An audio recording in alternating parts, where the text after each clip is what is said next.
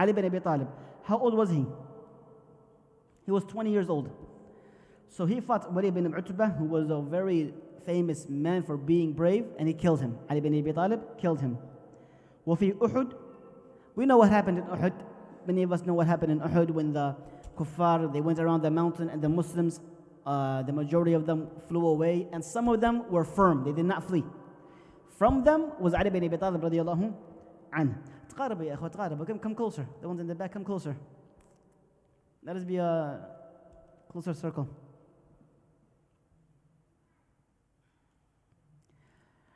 في غزوة الخندق, and then we have a third war, الخندق.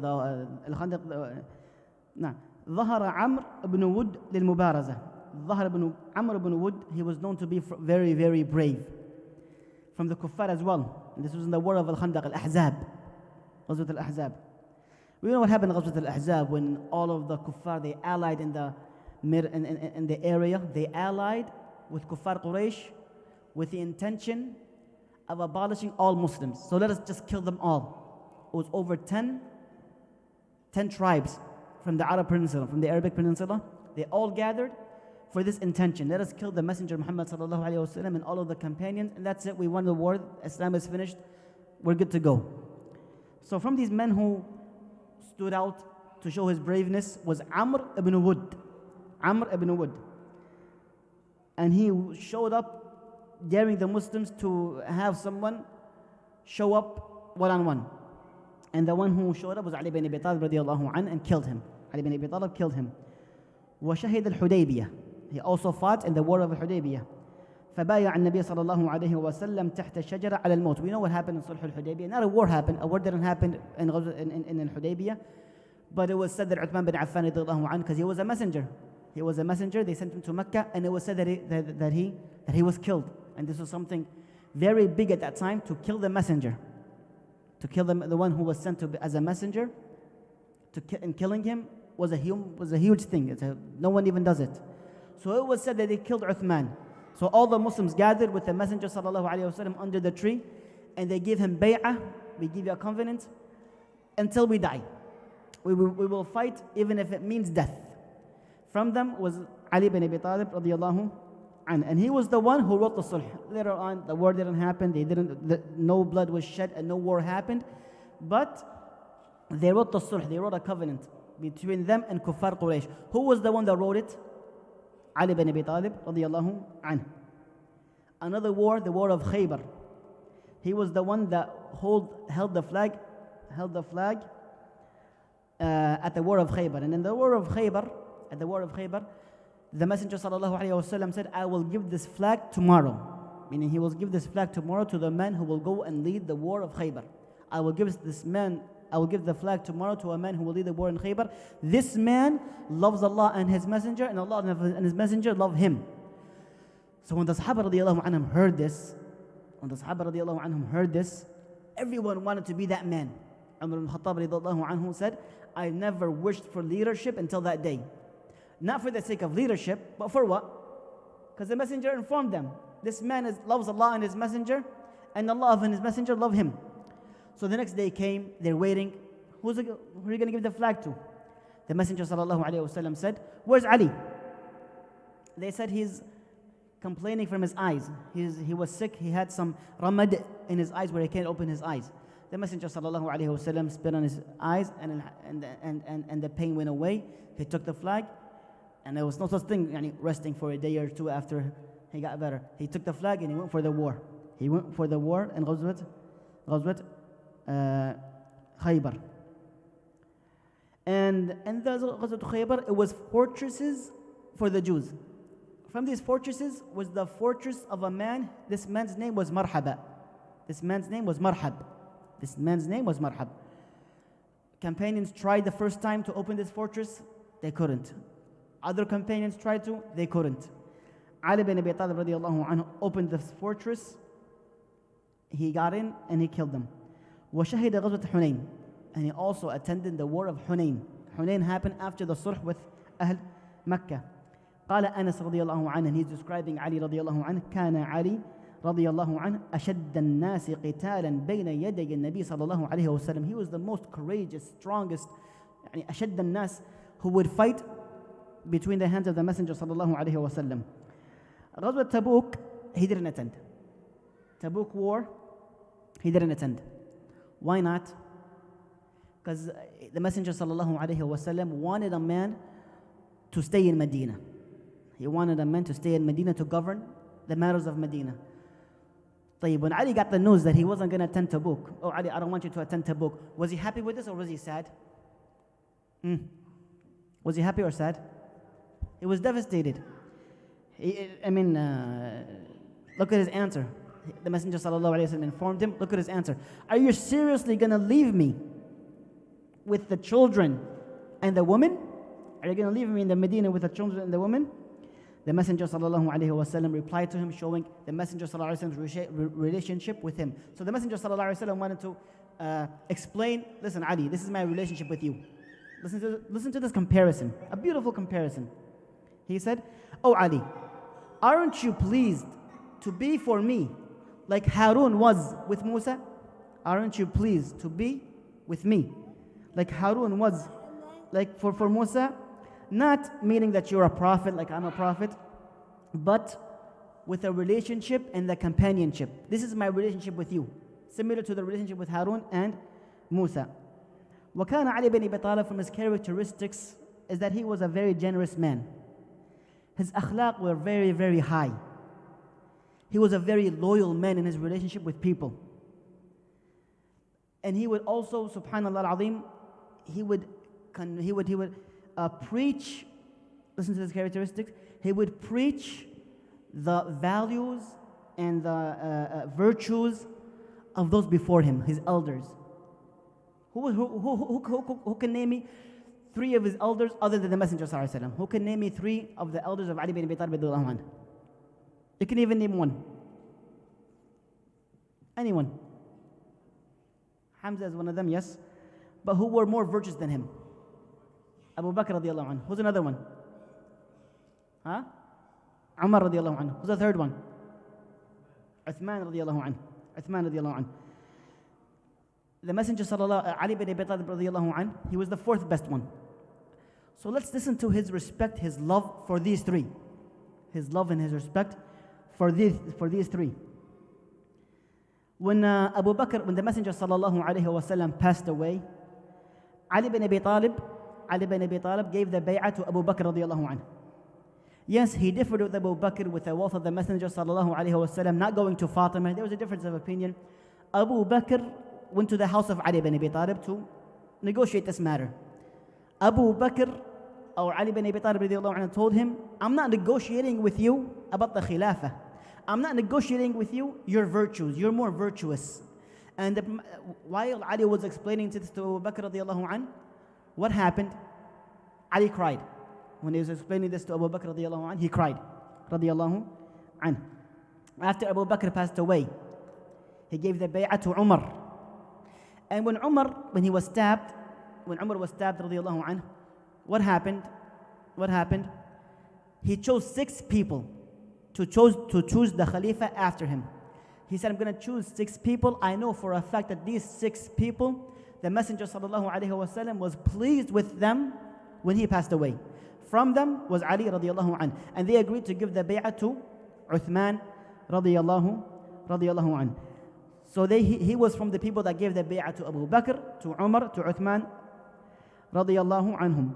And he was the best minister for all 3. He was what? The best minister for all 3. And he was the best advisor for all 3. And he was the best judge for all 3. Enough? You guys bored yet?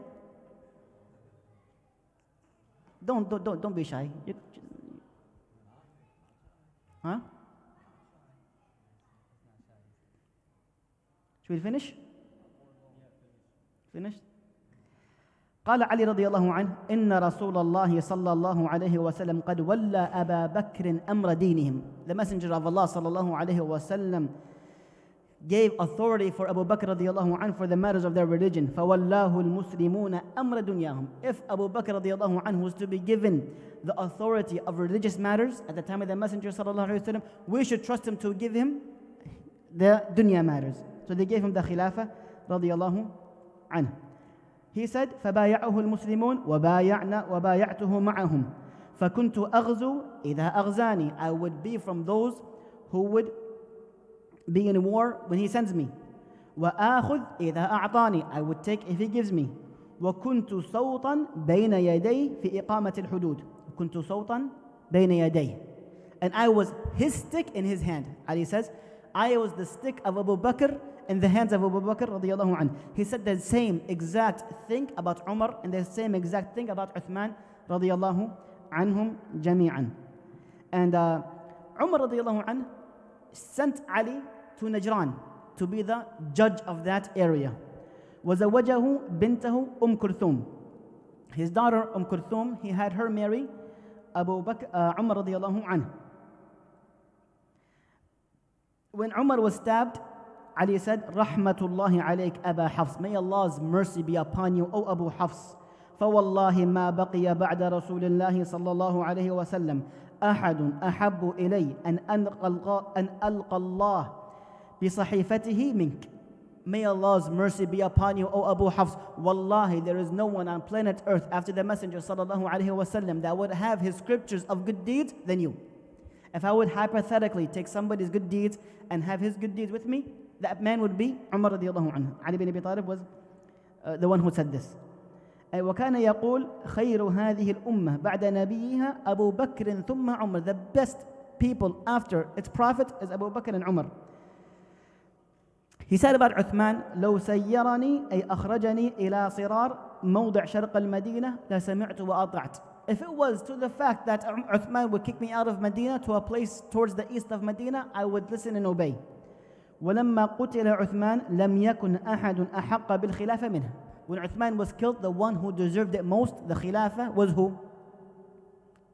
Ali radiallahu anhu. فبايعه الناس وارتضوه. So the people gave him bay'ah and they were pleased with him. وكان المسلمون كلهم معترفون بفضله وسبقه بعد قتل عثمان.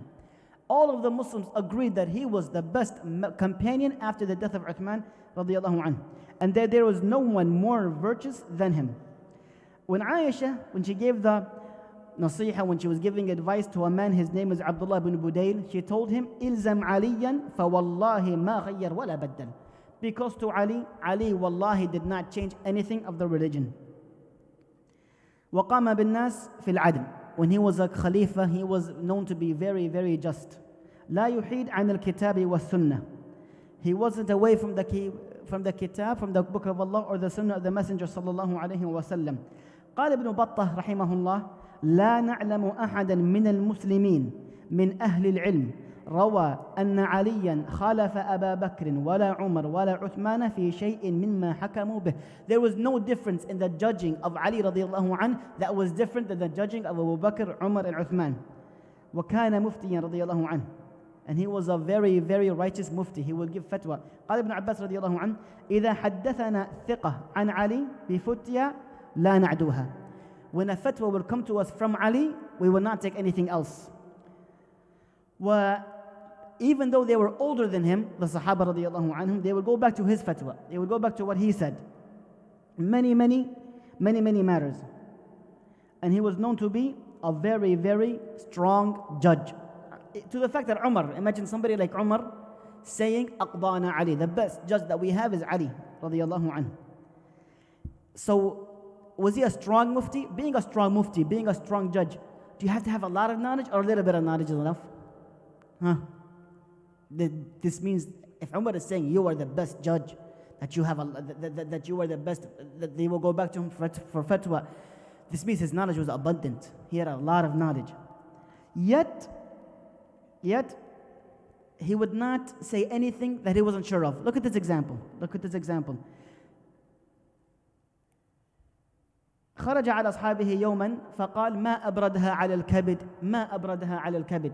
He left, he went upon the companions and he said, this is very comfortable on the kabit. It's something that you said when you say, I feel relaxed, I feel comfortable, I feel relaxed, I feel comfortable. They asked him, what are you talking about? They asked him, what are you talking about? He said, أن تقول للشيء لا تعلمه الله أعلم.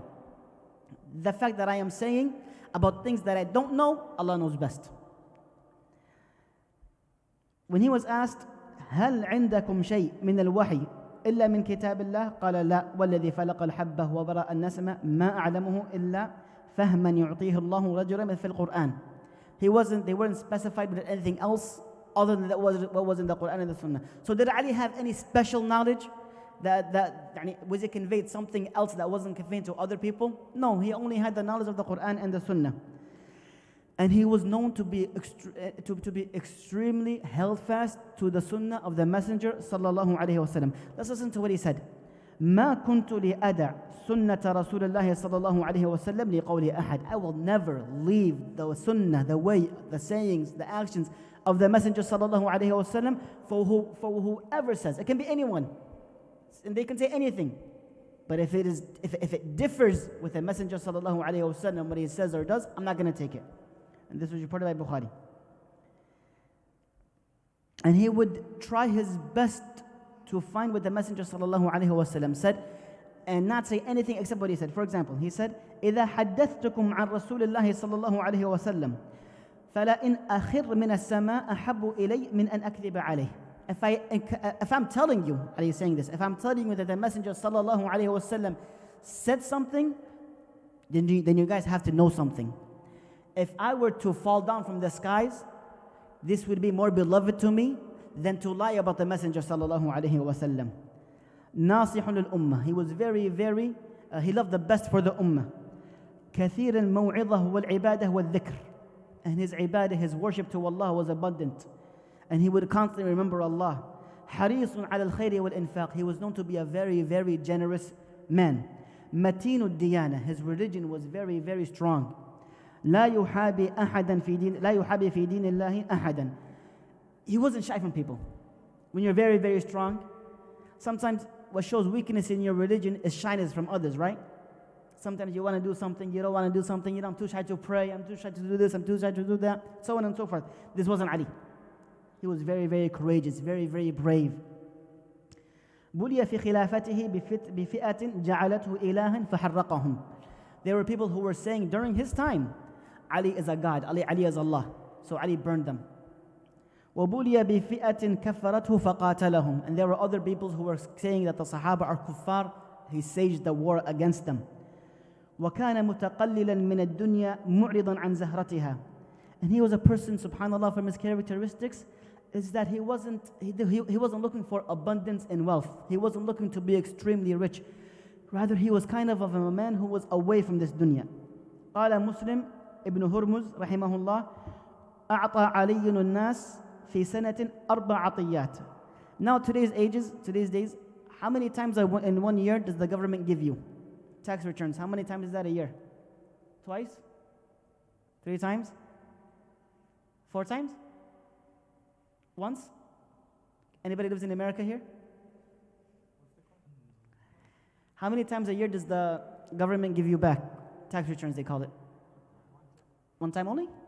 During Ali ibn Abi Talib's time, he said he would give the people in 1 year, how many times? 4 times. ثم كنس بيت المال. And then he would take a broom and he would sweep the floor where the wealth was. So what's left? Nothing. What's left for Ali? Nothing. ثم كنس بيت المال. After he was done sweeping, he prayed 2 rak'ahs. And he said, Ya dunya غري غيري. Oh dunya, try tricking someone else. Oh dunya, go ahead and deceive someone else.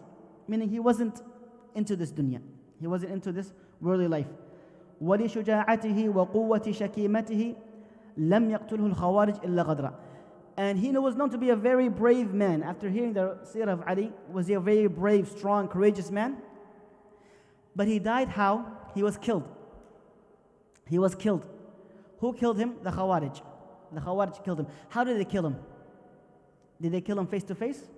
They couldn't. They didn't kill him face to face. Why didn't they kill him face to face? They knew that they couldn't kill him face to face. There was no man living in his time that could have killed him face to face. So they waited until he left his house for Salat al-Fajr. So they waited until nighttime. And they stabbed him when he was walking to Salat al-Fajr, and this is how he died. What did he leave behind him? What did he leave behind him? His son Hassan radiallahu anhu said, after Ali was killed, ما ترك من صفراء ولا بيضاء إلا 700 درهم من عطائه كان يرسلها لخادم لأهله. He did not leave anything yellow. He did not leave any rubies, anything red, meaning no wealth was left behind, except 700 dirhams. What did he save this for? كان يرسلها لخادم لأهله. He was saving this money not for him, but for the one who was serving his family. رواه أحمد. We benefit from this lecture, inshallah ta'ala, that loving these companions is not just entertainment. Loving these companions and reading about their biographies is not just, it's not just a lecture. Loving these companions and reading their biographies and trying to take them as your role models, this is religion. This is getting closer to Allah. وكل خير فيه المسلمون إنما هو ببركة ما فعله الصحابة الذين بلغوا الدين. Every good that we have today as Muslims, it is from the blessings of the Sahaba radiyallahu anhum, because they conveyed this message. والله خص الخلفاء الراشدين بفضائل لم يخص غيرهم بها. And these four companions, the best four companions, they have virtues not other companions had from the companions. شهد لهم النبي صلى الله عليه وسلم بالهدى والرشاد. The Messenger صلى الله عليه وسلم informed us that they are guided people. وأمر باتباع سنتهم ولزوم طريقتهم. And he informed us and conveyed to us and ordered us, commanded us to follow their way. وخير الصحابة تبع لخير الخلفاء الراشدين. The best Sahaba were the ones who followed the four main Sahaba, the four Khalifas, Abu Bakr, Umar, Uthman, Ali. Ibn Mas'ud radiyallahu anhu, he said about them something very, very special. He said, قوم اختارهم الله لصحبة نبيه وإقامة دينه. They are the people who Allah chose them to be the companions of the Messenger and to be the ones who are practicing his religion. فَاعْرِفُوا لَهُمْ فَضْلَهُم. Know their virtues. وَاتَّبِعُوهُمْ فِي آثَارِهِمْ. Follow their way. وَتَمَسَّكُوا بِمَا اسْتَطَعْتُمْ مِنْ أَخْلَاقِهِمْ وَدِينِهِمْ. And know their characteristics, their akhlaq and their religion, and follow it. فَإِنَّهُمْ كَانُوا عَلَى الْهُدَى الْمُسْتَقِيمِ. Verily they were upon the upright guidance. وَمَنْ أَحَبَّ الصَّحَابَةَ حُشِرَ مَعَهُمْ. You know what's virtuous about loving the companions? That you are going to be with them on the Day of Judgment. وَمَنْ حُبِّهِمْ نُصْرَتَهُمْ. But you can't love them unless you are the person who stands for them. وَالذَّبْ عَنْهُمْ وَالثَّنَاء عَلَيْهِمْ. Praising them, learning about them, trying your best to follow them. وَمِنْ أَسْبَابِ مَحَبَّتِهِمْ مُطَالَعَةِ سِيَرِهِمْ وَسَمَاعِهَا. And attending these lectures about the Sahaba radiyallahu anhum is from the ways of following them and being upon what they were upon. نسأل الله سبحانه وتعالى أن ينفعنا بما سمعنا وأن يبارك فيكم جميعا. Inshallah, now we have an open lecture for anyone who wants to talk, ask questions. And I'm not going to be here by myself. Anybody who wants to join over here, جزاهم الله خير. Abu Dajana, wala Yusuf, wala Muhammed, anyone, Osama, wala Al-Akh Muhammad, Umar. تفضلوا. You have something to say, brother? Do you know when that person that you're saying that died? Who? The person in Chicago, like, what was his name again? Ali? What year? I don't recall right now.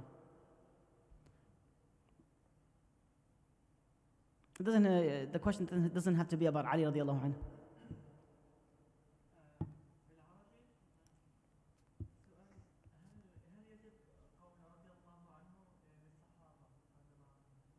He's asking, is it a wajib to say radiallahu anhu?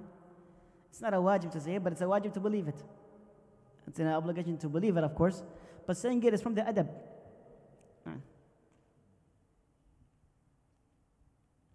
What's the most challenging thing for youth in these days and ages? In your opinion? I mean, what's the biggest distraction for a teenager in 2025?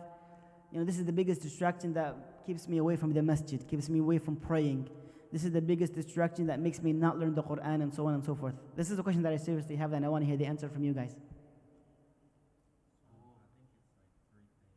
Okay.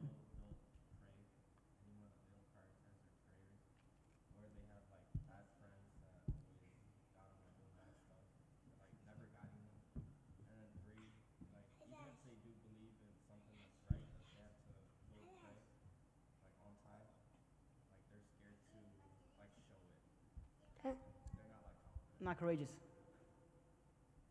So the brother said, number one, they don't prioritize prayer.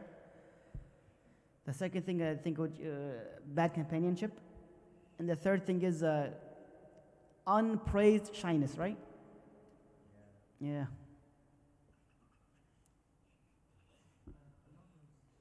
Idris. Social media. Social media is a big distraction now. لا لا لا لا لا لا لا.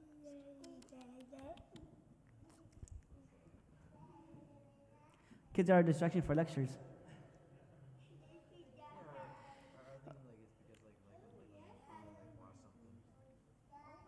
That there's going to be food inshallah in the other salah. In the other prayer hall there's going to be food. So what do you guys about having a big circle over there? Let's go.